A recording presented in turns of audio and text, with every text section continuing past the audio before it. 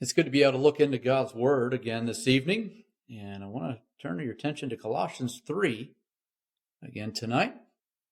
Colossians 3, we looked at the earlier verses this morning, and I want to focus on the next few. Well, we'll skip a few, and then we're looking at verse 12 and on down through verse 15. Colossians chapter 3 and verse number 12.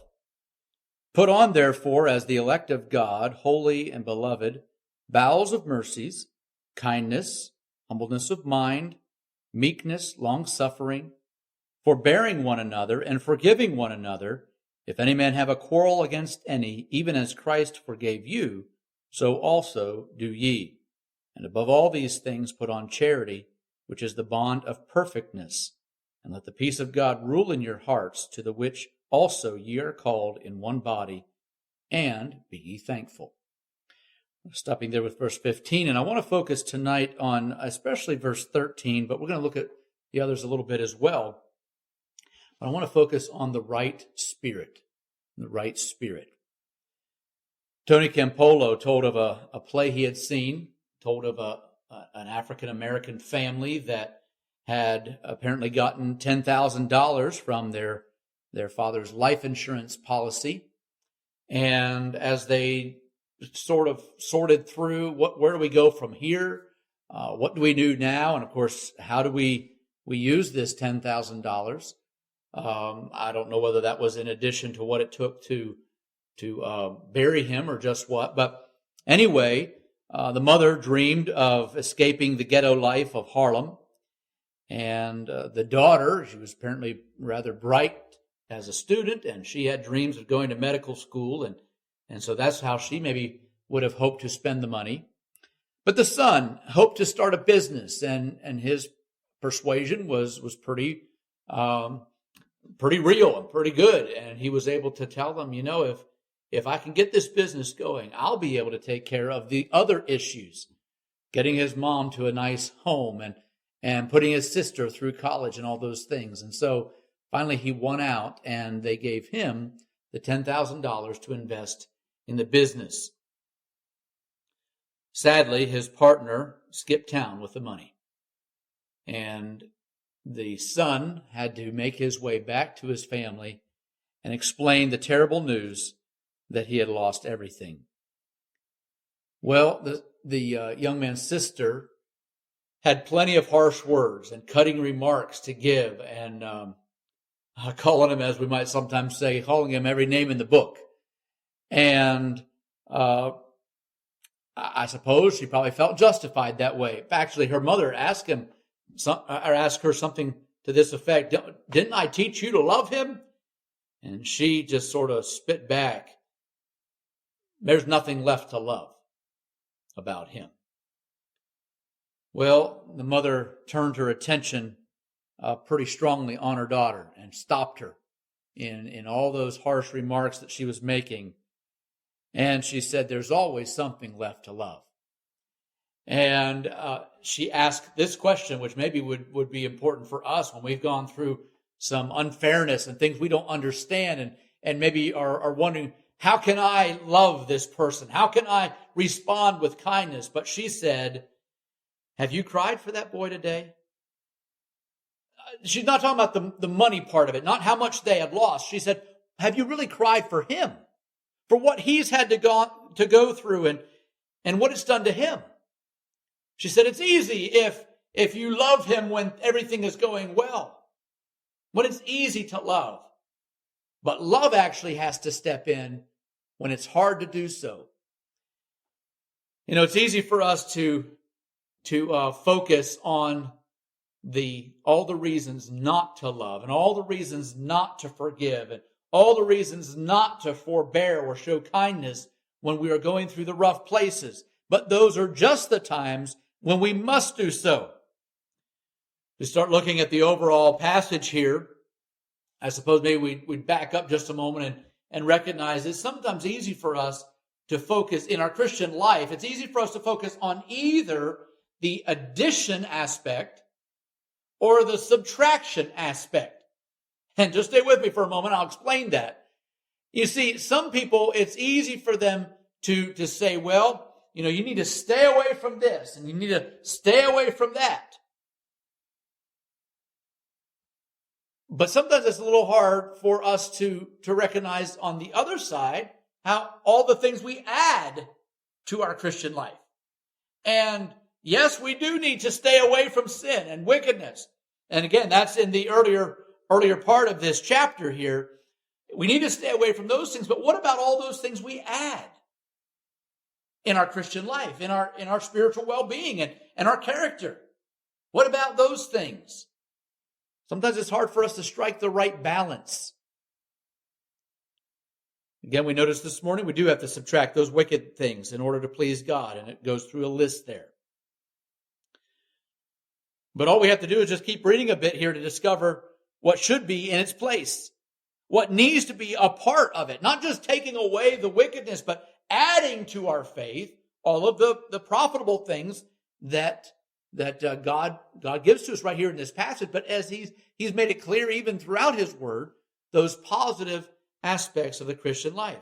There are godly, uplifting, helpful things that should adorn our lives. I know lots of people kind of focus on being beautiful on the outside, but really, a beautiful spirit is so much more important. And really, even our countenance should be bathed in the light of God to the point where we are beautiful for things far different than just what the world would put on, the adornments of the flesh, but a godly and a sweet spirit. Let's just kind of look through here quickly in this list of verse 12.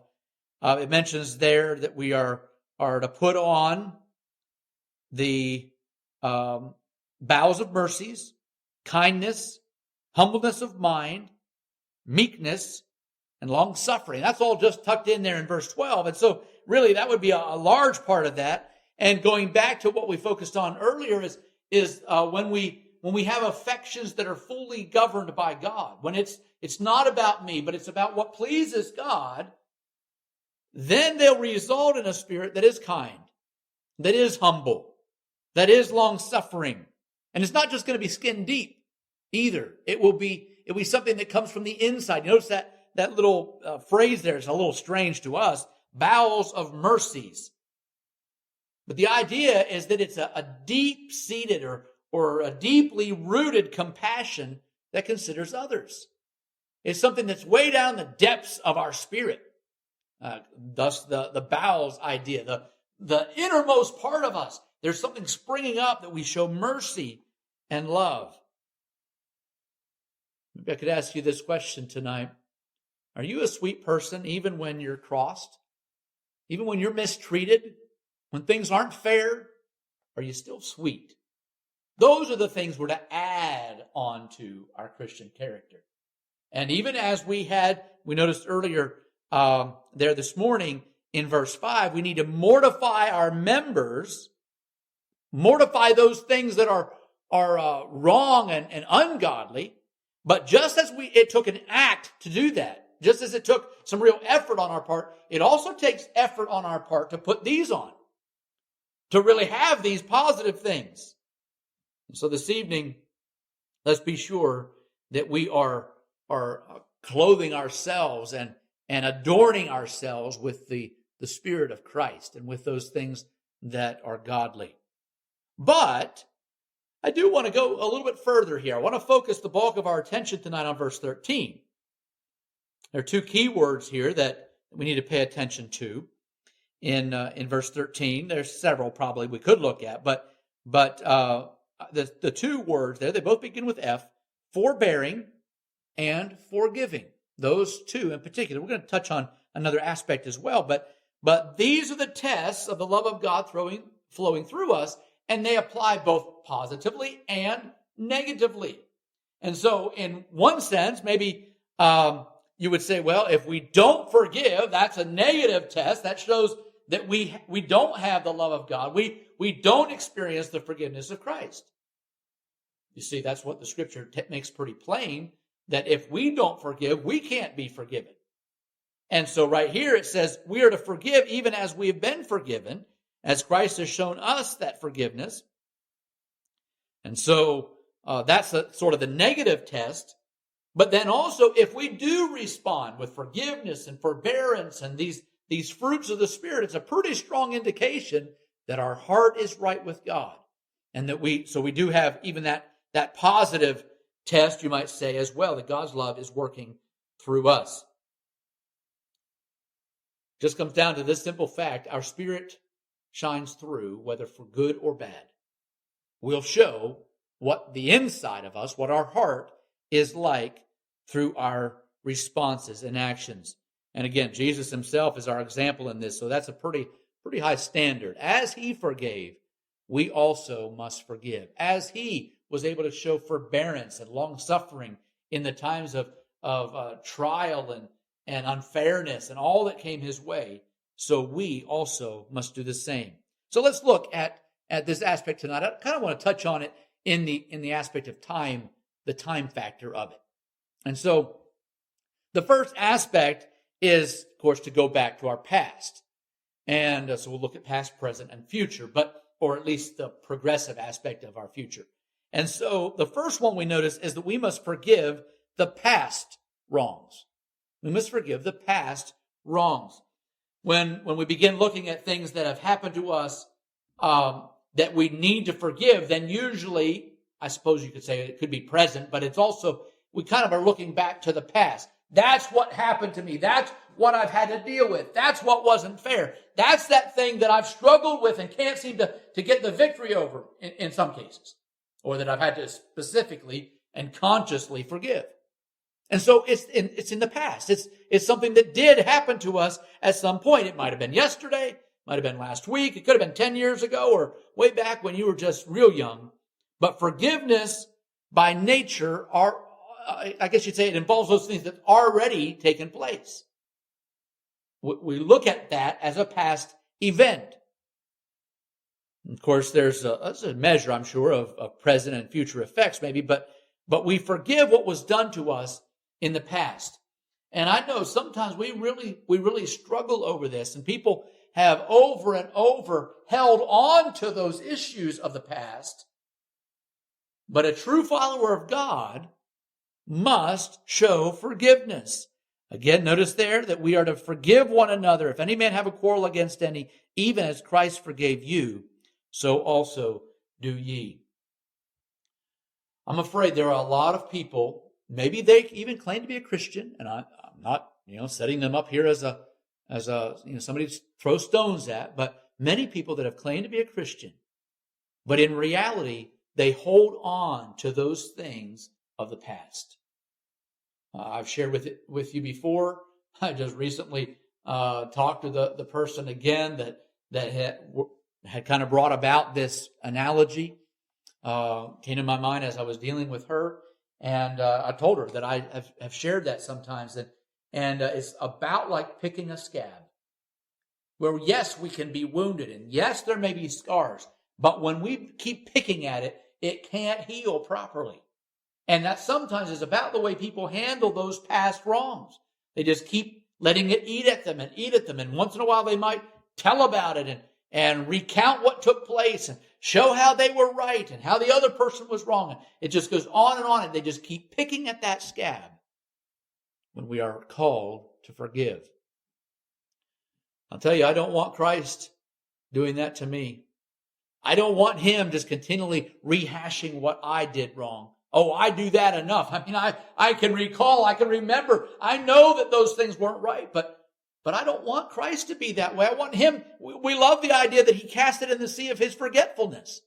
All those misdeeds that we've done, all the sins that we committed, all the failures of our past. And yet, if we're not careful, we're a little bit like the unfair servant who, once he was forgiven, went out and grabbed the other guy by the neck, ready to choke him until he would pay. Cast him off into prison. We are to forgive the past wrongs when they've been done to us. Not only that, but we also must forbear the present wrangling. And that kind of seems to be what he's referring to here in verse 13. It mentions, if any man have a quarrel against any. That's in the present. That's how I'm responding right now. When things don't go well, when when I don't feel like it's fair. Obviously, yes, forgiveness, that takes place at all times, but a different word right here sort of describes how I'm dealing with it right in the present. When I'm in a conflict, when you don't see it like I do, or when we're having to make some sort of an adjustment and a compromise maybe in how you think we should do it or how I think we should do it, or maybe it's in a particular conflict and yeah, we could say we're sorry, but there's a little bit of some issue here where we have to show that spirit of Christ in kindness, and our interpersonal relationships need this issue of forbearance. Did you know that just because you're right doesn't mean you have to make a big deal about it? I mean, we all think we're right, don't we? But we don't always have to just say, well, I'm not budging an inch. But instead, we are to forbear. The idea here seems to be that even if I maybe this is going a little too far, but I think you understand what I'm saying. If I even think, maybe I know you're wrong, that I can back up a little bit and say, well, let's kind of work on this. Let's work this out. Let's show kindness in everything. And so maybe we could ask another question here this evening. Am I kind? Are you kind? Are we gentle when we're confronted with conflict? I looked up that word forbearance, and it actually contains the idea of putting up with or enduring. And so sometimes we may not ever see eye to eye with some people. We might not ever even be bosom buddies necessarily. There may just be some personality conflicts, and we'll never be overly close. But that doesn't mean we have to be at odds in our spirit. That doesn't mean that we have to just continue to allow that to rankle us and cause conflict, and we don't really care to talk to them, or we don't want to shake their hand, and we'd rather avoid them in the store or wherever else. Rather than lashing out, we need to show kindness, and we need to always be polite. Even when our spirits are hurting, even when we feel like maybe even the stance that was taken. I mean, sometimes those things can even involve our family maybe, or something about us, and we take it personally. Obviously, that's what happens. But our spirit should still be kind. You say, well, they don't know how bad they hurt me. They really don't ever have to, unless God speaks to them about it. You don't have to make a big deal about it. I don't have to make a big deal about it. But we do have to show kindness, forbearance, long-suffering, putting up with something we don't even think is fair. We forbear the present wrangling, conflict. The last one I want to notice with you also goes beyond just verse 13 and gets us down to both verses 14 and 15. And that is that I want to focus, lastly, and I want us to think of it this way. We focus on progressive relief. Sort of that ongoing recovery and help and getting over it. Our wounds are healed and we come through it a better person. All those things. There's sort of that future or progressive aspect. And so there are two more words here that come into play in these two verses here. And so let's just touch on them quickly before we bring it to a close. First of all, charity. Charity is really God's unconditional love. It's what he puts into us. And it says here in verse 14, above all these things put on charity, which is the bond of perfectness. And so through everything we're dealing with, whether we are forbearing the present conflict or we are forgiving the past wounds, we must show love. We must show that sort of God's unconditional love that gives us the ability to forgive, to give them the benefit of the doubt. Even disagreement should not cancel love, the response that God has given to us. I think again, I may have mentioned it recently, but Romans 5:8, where it says that He commendeth his love. God commendeth his love toward us in that while we were yet sinners, when we didn't deserve anything, he loved us. He died for us. He gave us hope. And so maybe we need to recognize that even when we don't see eye to eye, and maybe it's not fair, we still show love. For that's what Christ did for us. Quickly moving on to the other one is verse 15. We find peace as well. Now, if I could just remind you, there are three that seem to be the triplets in our understanding of the fruit of the Spirit, and they are love, joy, and peace. And if we'll have love as we ought to, God can give us peace when we need it. And it will, all working together, help to cultivate joy in our souls. But anyway, right here we have this issue of peace as well as love, and it is to be the stabilizing factor in our lives. That's that thing that just even when everything seems to be going wrong, and when it seems like I have to be really working through these trials that I'm facing, the conflicts that are going on in my life, even the forgiveness of the past things, when it would be natural maybe for me to kind of be in a stew about all this, God can give us peace. And we aren't always, our spirits just rising high, and we're trying to do our very best to be Christ-like about this, but we're in turmoil inside. God wants to give us calm. He wants to speak peace in our storm. He wants us to settle down and rest in him. And so really, that is a progressive thing in a sense. Yes, we learn more about love. God put some of that just as a gift to us, but we also kind of grow in it. And what happens is that as we look at those two, it says, put on charity. So we kind of have that action again. And then also let the peace of God rule. And so in my mind, at least, it has struck out to me or struck me that we need that to be an ongoing thing. God's peace just keeps ruling no matter what the circumstance may be. It keeps sort of that ballast in our boat. It gives us that stability to keep on going. We're at peace with God, and he helps us to live at peace with others. Both of these fruits should be present as an anchor, or I use the idea of a ballast, but they should be part of helping us to face the ongoing storms of life and relationships. And so tonight I want us just to think about this a little bit.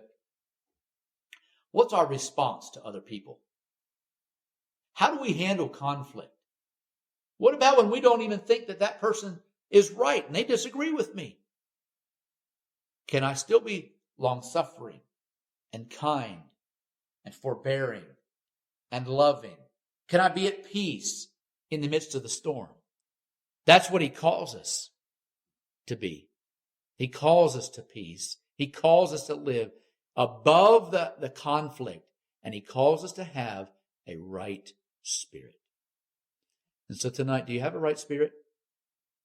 What about that conflict? What about when you have disagreed? What about when there's been some trouble and turmoil?